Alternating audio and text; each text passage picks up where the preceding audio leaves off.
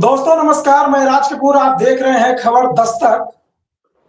ब्रजभूषण शरण सिंह एक बार फिर सपा प्रमुख अखिलेश यादव की तारीफ करते नजर आए और ये कोई पहला वाकया नहीं है जब भारतीय जनता पार्टी में होते हुए ब्रजभूषण सिंह ने अखिलेश यादव की तारीफ की और उस चीज के लिए जिससे भारतीय जनता पार्टी बैकफुट पर चली गई है। जिस महिला विधायक ने अखिलेश यादव का पुतला फूंका और पुतला फूंकने के क्रम में उनका चेहरा झुलस गया, वो जब अस्पताल में 3-4 दिन से पड़ी थी, कोई देखने वाला नहीं था, कोई सुध लेने वाला नहीं था, तब अखिलेश यादव उनसे हालचाल लेने पहुंचे। और अखिलेश जब हालचाल लेने पहुंचे तो ऐसा दबाव बना कि उत्तर प्रदेश के कैबिनेट मंत्री डिप्टी सीएम सब में होड़ लग गई और सब लोग गए। इसकी तारीफ तो विपक्ष ने की, लेकिन खुले मन से खुले तौर पर भारतीय जनता पार्टी के किसी नेता ने करने की हिम्मत नहीं दिखाई। लेकिन ब्रजभूषण शरण सिंह ने खुलेआम मीडिया में बयान देकर अखिलेश यादव के इस कृत्य की सराहना की। अब अखिलेश की तारीफ अगर भारतीय जनता पार्टी का नेता करेगा तो चर्चा तो होगी।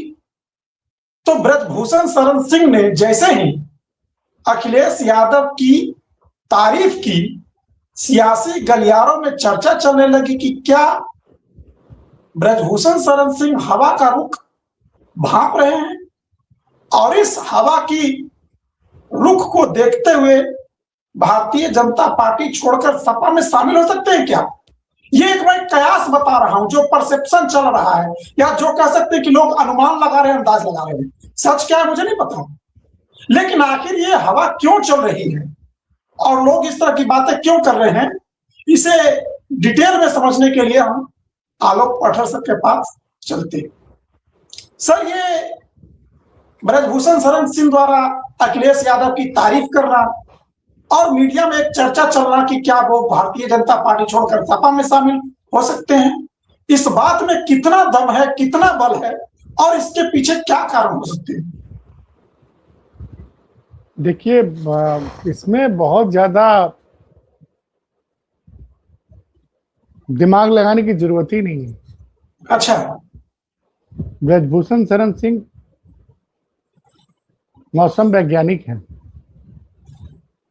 1991 1991 से लेकर लगातार वो या उनकी पत्नी सांसद रहे हैं, गोंडा से, कैसरगंज से।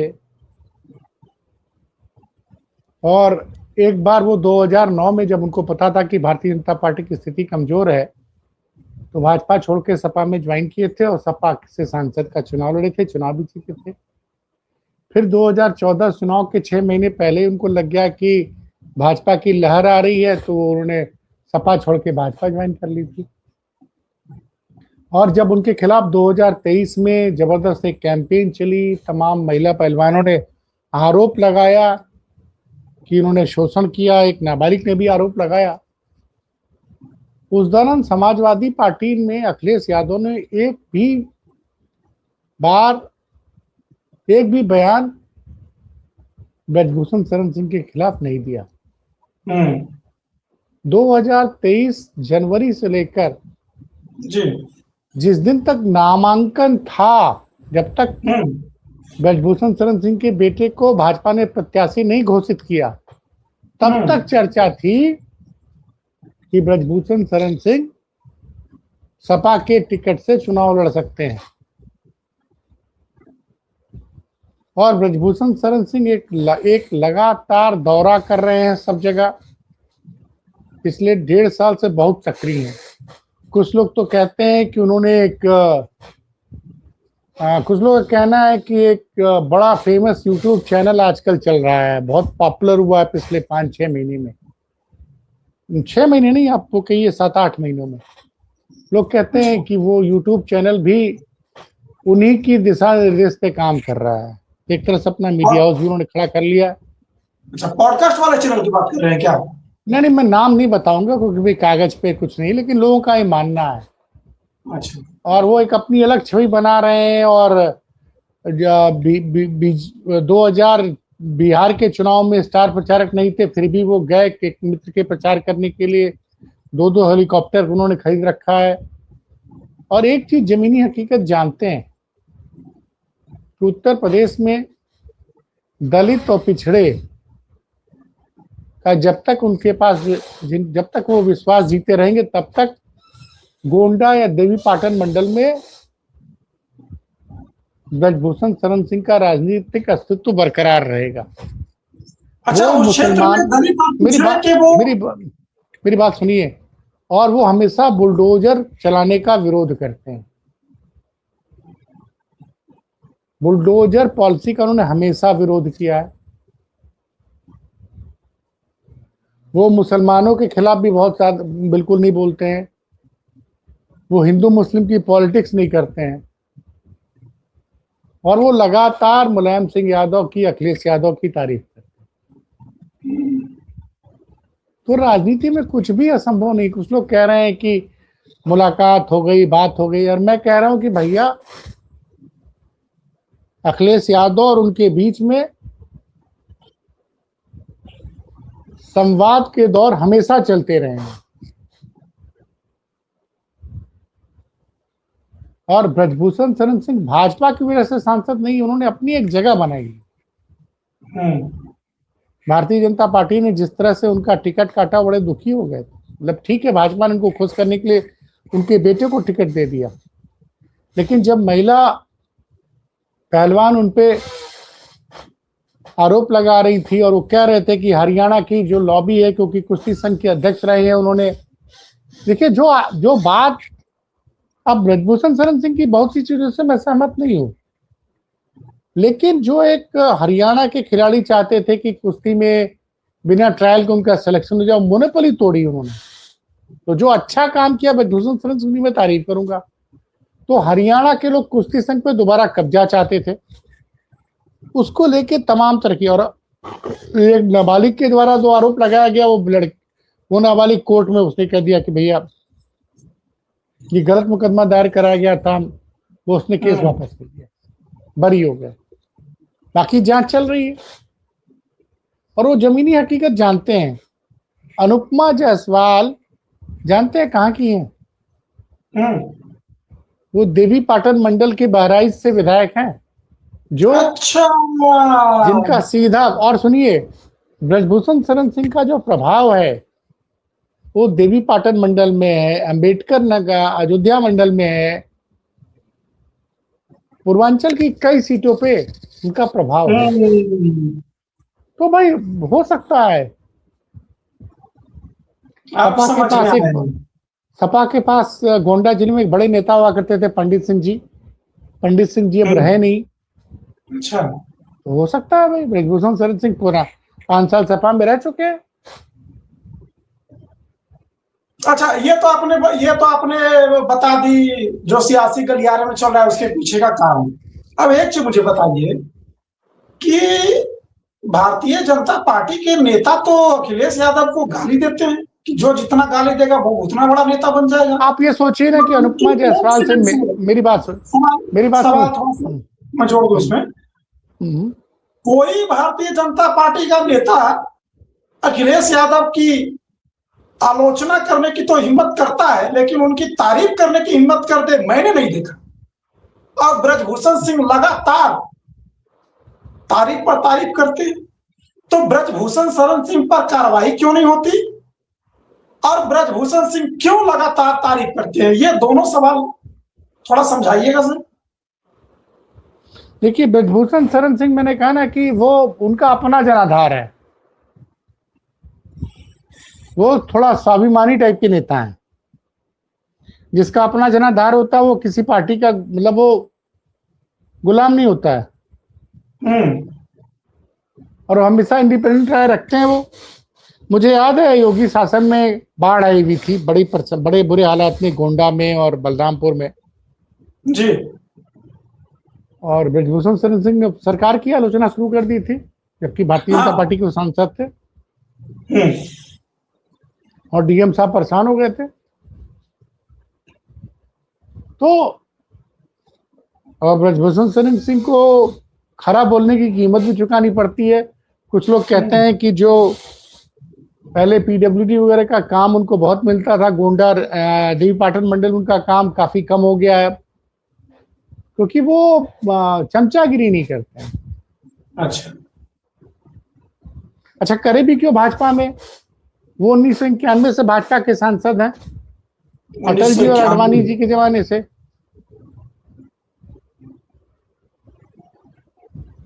और आप देखिए उनका प्रभाव ऐसा है कि जब उत्तर प्रदेश में भाजपा की करारी हार हुई, अयोध्या मंडल में सारी सीटें हार गई। अच्छा उनको बुरा क्यों नहीं लगेगा? राम मंदिर आंदोलन में ब्रजभूषण शरण सिंह की अच्छी खासी भूमिका थी।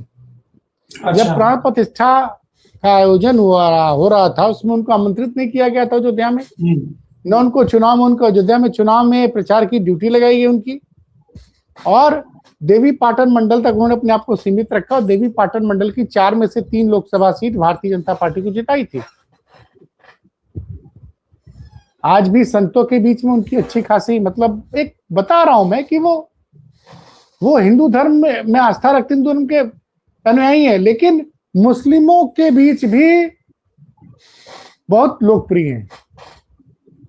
तो समाज सोच से उनकी सोच, समाज वो सबको साथ लेके चलने वाली उनकी सोच है। उनको पता है जमीनी हकीकत, वो जानते हैं। इसलिए कोई अचरज की बात नहीं होगी। देखिए अभी तो चुनाव के पहले बहुत से लोग उधर से इधर आएंगे। अच्छा, और एक बात और बता दूं, ये जिस बात पर उन्होंने तारीफ की है कि अनुपमा जायसवाल से मिलने अखिलेश यादव गए, अब आप सोचे कि भारतीय जनता पार्टी ने क्या अपने विधायक का हालचाल लेने के लिए किसी ने सोचा भी नहीं था। जब अखिलेश यादव गए और उसके बाद जब हल्ला मचा, तब देखिए कल से लाइन लगा दी है। एक पत्रकार हमारे साथी है मनोज सामना, उन्होंने कुछ लिखा है, मैं पढ़ के सुनाऊंगा। सत्ता की चकाचौंध से बचो, ध्यान दीजिएगा, सत्ता की चकाचौंध से बचो, कार्यकर्ताओं की सुधि लो, नहीं तो अखिलेश यादव पहुंच जाएंगे। भाजपा के लिए उन्होंने संदेश दिया है, सत्ता की चकाचौंध से बचो, अपने कार्यकर्ताओं की सुधि लो, नहीं तो अखिलेश यादव पहुंच जाएंगे। और ये जो काम अखिलेश यादव ने किया है ना, और आपको पता है 2024 के चुनाव में भाजपा की हार का एक बड़ा कारण ये था कि कार्यकर्ताओं ने सोचा कि इस सरकार में हमारी कुछ चलती नहीं, तो उन्होंने निकले ही नहीं बूथ से, और भारतीय जनता पार्टी की करारी हार हुई। तो वही कह रहे हैं ना, मैं फिर से वो लाइन पढ़ रहा हूं, सत्ता की चकाचौंध से बचो, कार्यकर्ताओं की सुधि लो, नहीं तो भारतीय जनता पार्टी तुम्हारे पीड़ित कार्यकर्ता के अखिलेश यादव पहुंच जाएंगे।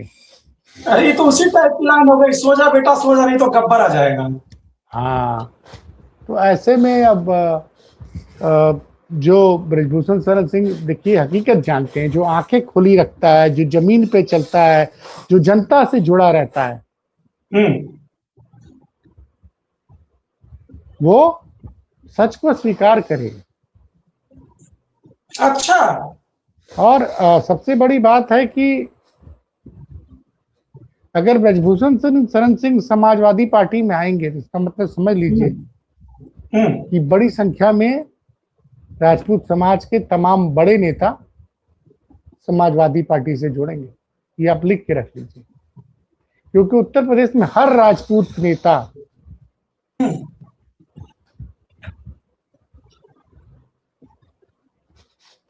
ज्यादातर राजपूत नेता कहीं न कहीं, या जो भी भारतीय जनता पार्टी का मजबूत नेता, वो उसको जमीनी हकीकत पता है।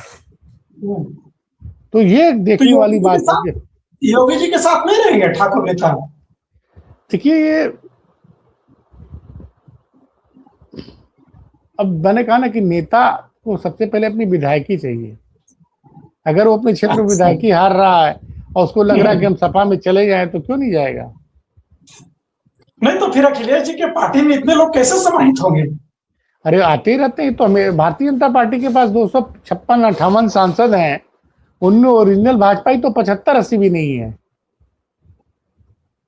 170 तो वही है जो पूरे। मतलब पुराने भी अगर लौट गए तो बीजेपी डबल डिजिट में आ जाएगी। हाँ तो वो तो भाई बीजेपी बीच में तो खत्म हो गई थी ना। 2002 के बाद उत्तर प्रदेश में भाजपा के विधायकों की संख्या घट के आ गई थी। पहले 176, पहले 221 हुआ 1991 में। 1991 से लेकर 1998 तक उनकी सीटें 176 थी। उसके बाद 98 में सीटें कम हुई और 87 पे आए। नहीं, 2002 में 87 पे आए और 87 से घट के फिर 47 पे आ गए थे। तो फिर यही है सर। चलिए आखिरी एक सवाल पूछ देता हूं। आज अखिलेश यादव ने जो पीसी की थी उसमें किसी पत्रकार ने पूछा कि एक सर्वे हुआ है, तो अखिलेश जी बोले अरे सर्वे क्या हुआ है, अभी किसी ने कैंडिडेट ही घोषित नहीं किया तो सर्वे कुछ भी कर लो। जो पुलिस के लिए, वो उत्तर प्रदेश पुलिस के लिए एक मुहावरा यूज करते हैं, जिसका गाना उसका दाना, तो उन्होंने तो सर्वे को कह दिया जिसका दाना उसका गाना।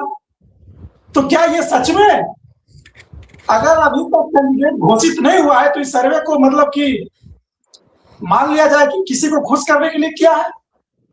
देखिए, एक हकीकत ये है कि अगर उत्तर प्रदेश सरकार का विज्ञापन मिलना बंद हो जाए तो तमाम अखबार, तमाम टीवी चैनल्स और तमाम जो ये ऐप वाली डिजिटल वाली पत्रकारिता करते हैं लोग, ये सब के सब बंद हो जाएंगे। इसलिए चूंकि इतना विज्ञापन का, पहले उत्तर प्रदेश सरकार का सूचना का जो बजट होता था, मुझे याद है मैं 2006 में उत्तर प्रदेश में लखनऊ आया था, राजधानी लखनऊ में। तब मैं एक बड़े मीडिया हाउस का बिजनेस हेड हुआ करता था और टोटल विज्ञापन का बजट 100 करोड़ भी नहीं होता था पूरे यूपी सरकार का, साल भर का। हाँ, और आज सुनते हैं कि वो कई हजार करोड़ तक पहुंच गया है। और पहले क्या होता था कि मीडिया को गवर्नमेंट से बहुत कम एडवर्टाइजिंग मिलती थी, जो रेवेन्यू शेयर हुआ करता था 10 से 20%। अब मीडिया को जितने आमदनी होती है उसमें सबसे ज्यादा आमदनी गवर्नमेंट से होती है। मीडिया को 100 रुपए की आमदनी होती है, तो सरकारों का, खासकर यूपी सरकार में, अगर यूपी में कोई मीडिया हाउस है तो उसकी आमदनी का 60 से 70% यूपी गवर्नमेंट से आता है। तो भाई तो वो तो खुश करेगा ही ना। हाँ, कल को अखिलेश यादव की सरकार बन जाएगी तो वो उनकी तारीफ करेंगे, उनके चरणों में गिरे रहेंगे। ये चरण दास है सब, इन पे ज्यादा बात मत किया कीजिए। चलिए, नमस्कार सर।